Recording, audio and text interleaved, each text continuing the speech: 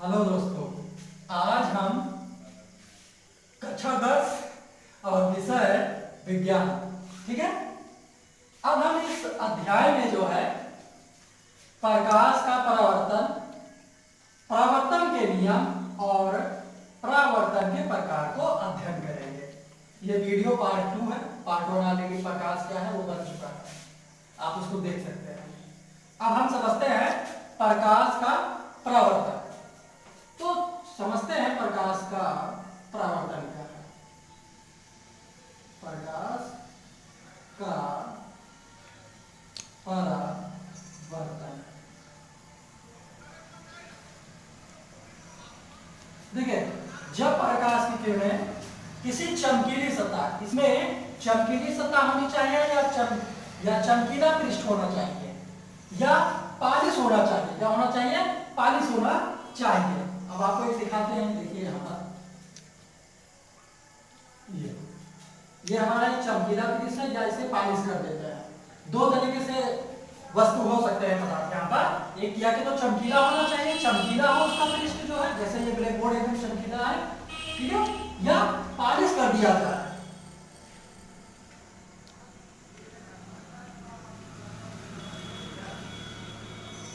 ये ठीक है।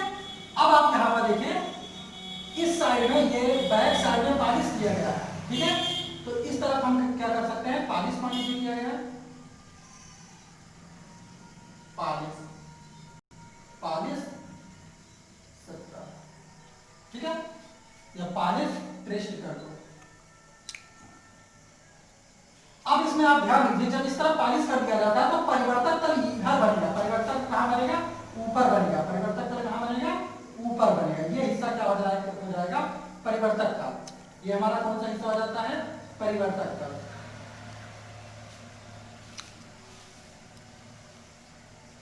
परिवर्तक तल होता है, ठीक है। परिवर्तक तल बन जाता है। जैसे कढ़ाई है, जैसे मान लीजिए यहाँ अगर हम इस तरफ पालिश कर देते हैं तो परिवर्तक तल इस साइड बनेगा। अगर हम पालिश इस साइड कर देंगे तो परिवर्तक तल इस साइड बनेगा, उसका अपोजिट बन जाता है परिवर्तक तल, ठीक है। अब प्रकाश की किरणें ये आती है,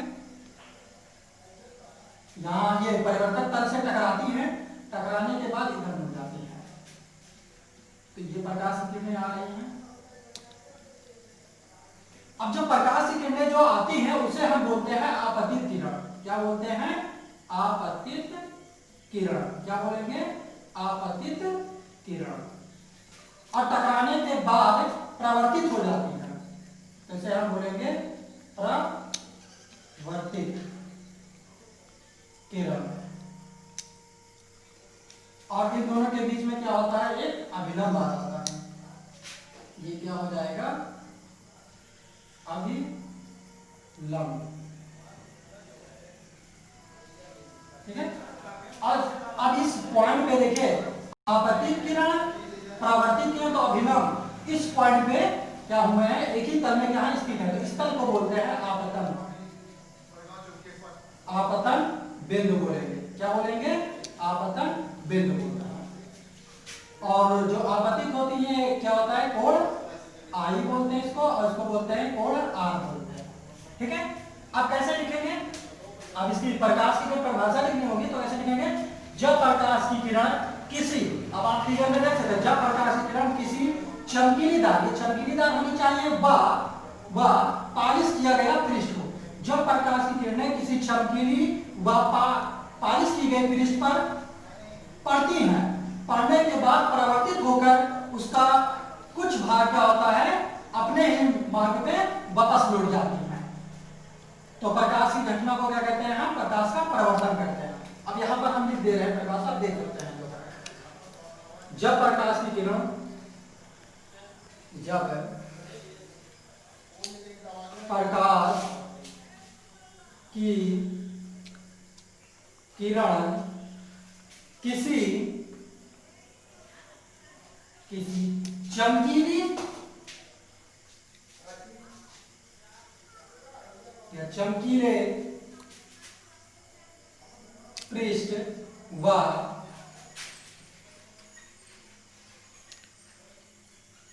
पालिश दार, पालिश दार पृष्ठ पर किरण टकराती हैं, टकराती हैं तो प्रकाश उसी मार्ग से वापस लौट जाती हैं। उसी मार्ग से क्या होता है, वापस लौट जाती हैं जिस माध्यम से प्रकाश आता है, जिस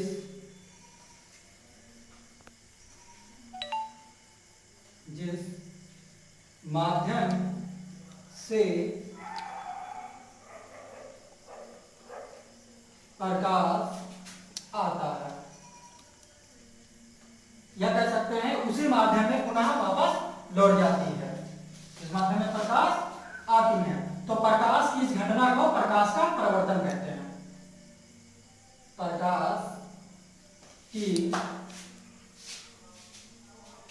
इस घटना को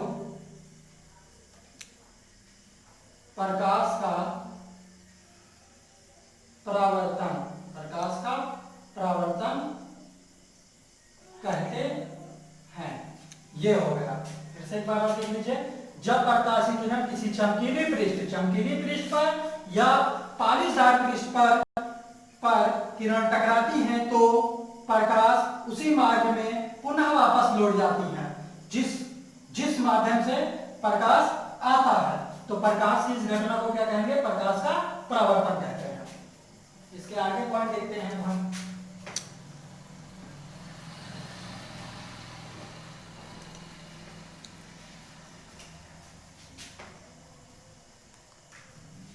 इसमें एक नोट बात है, यहां पर विशेष ध्यान रखना कि प्रकाश का परिवर्तन सदैव, प्रकाश का परावर्तन सदैव अपारदर्शी पदार्थ से होता है।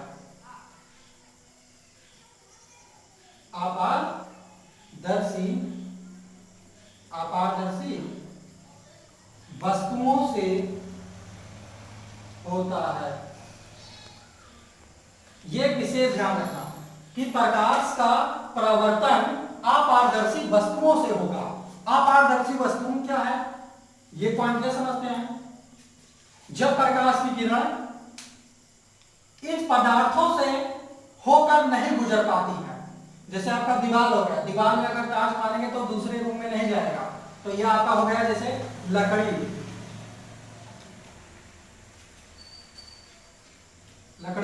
लोहा, यह आपका क्या होता है, अपारदर्शी पदार्थ होता है। तो प्रकाश का परावर्तन अपारदर्शी वस्तुओं से होगा।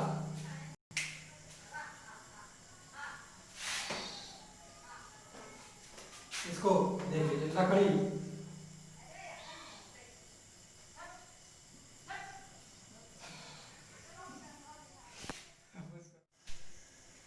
चलिए अपारदर्शी से लकड़ी, लोहा, ये होता है।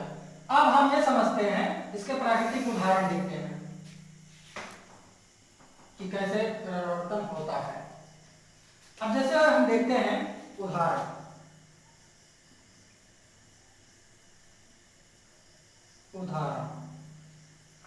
ठीक है, जैसे तारों का टिमटिमाना, तारों का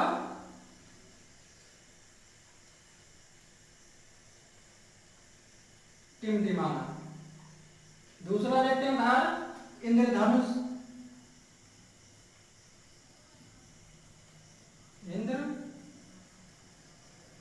धनुष का सुंदर रंग, ठीक है, दर्पण द्वारा प्रतिबिंब का बनना, दर्पण द्वारा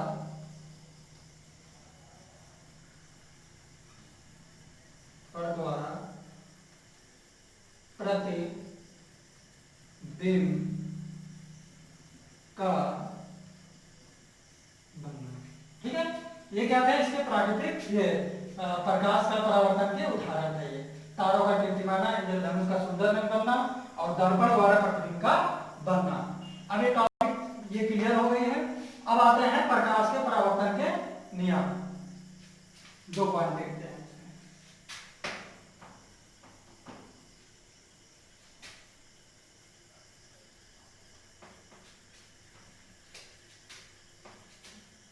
परावर्तन के नियम।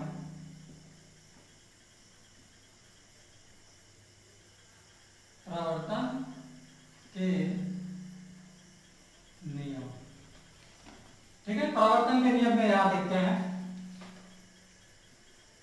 अब इसमें हम ये पॉइंट देखते हैं, जो यहां पर कोण आई है, अब हम क्या बोलते हैं, कोण आई को यहां पर आपतन, आपतन कोण, कोण को क्या बोलेंगे, कोण आई बोलते हैं। और परावर्तन, परावर्तन कोण को, परावर्तन कोण को कोण आर बोलते हैं। ये चीज है। तो ये हो गया आपका आपतन कोण, ये हो गया आपका परावर्तन कोण। ये बेनिफिट पॉइंट था। अब यहां पर इसके नियम देखते हैं, परावर्तन के नियम। इसमें नियम, पहला नियम देखिए, आप इस फिगर में देख सकते हैं, आपतित किरण, परावर्तित किरण और आपतन बिंदु तीनों और अभिलंब ये कहां पर है, एक ही तल पे क्या है स्थित है, एक ही तल पे। ये आपका एक ही बिंदु, या बोल सकते हैं एक ही बिंदु पर स्थित होते हैं। ये चीज है, ये बिंदु हो गए आपतित किरण, परावर्तित किरण और अभिलंब, ये आपतन बिंदु पर क्या होते हैं, स्थित होते हैं। ये आपका पहला नियम हो जाएगा। आपतित किरण,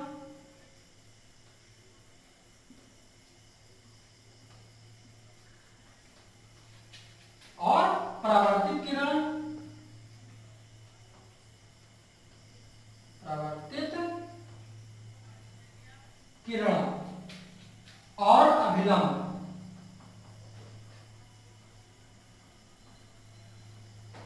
अभिलंब तीनों, तीनों आपतन बिंदु पर,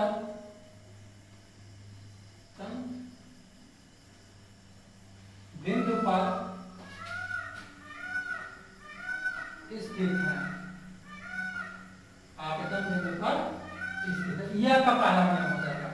दूसरा नियम बहुत आसान है, ये कोण आई और कोण आर दोनों क्या होते हैं, सदैव बराबर होते हैं। कोण आई और कोण आर क्या होंगे, दोनों सदैव बराबर होते हैं। ये आपका दूसरा नियम हो जाएगा। तो हम कह सकते हैं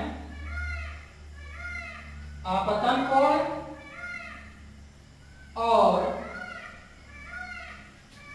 परावर्तन कोण, परावर्तन कोण सदैव बराबर होते हैं, बराबर होते हैं। ये 2 पॉइंट है। इसके 2 नियम है और एग्जाम में लिखने के लिए भी आता है कि परावर्तन के 2 नियम बताइए। तो आपको ये बताना रहेगा, आपतित किरण, परावर्तित किरण और अभिलंब तीनों, तीनों आपतन बिंदु पर क्या होते हैं, स्थित होते हैं। और दूसरा नियम हो जाएगा आपतन कोण और परावर्तन। अब हम देखते हैं परावर्तन के प्रकार। अब परावर्तन 2 प्रकार के होते हैं, नियमित परावर्तन और अनियमित परावर्तन। नियमित परावर्तन और अनियमित परावर्तन क्या है। अब इसमें हम समझते हैं कि परावर्तन क्या है। परावर्तन देखिए क्या होता है, जब किसी चिकनादार पृष्ठ होना चाहिए या पालिश किया गया पृष्ठ होना चाहिए। तो ये हम मान लीजिए कि पालिश कर रहे हैं, और पालिश कैसा होना चाहिए, लाल अक्षर द्वारा होता है। जब इसमें प्रकाश की किरणें आती हैं, पड़ती हैं, तो ऐसे ये निकलती हैं, ठीक है। ये प्रकाश की किरणें आ रही हैं और ये प्रकाश की किरणें निकल रही हैं,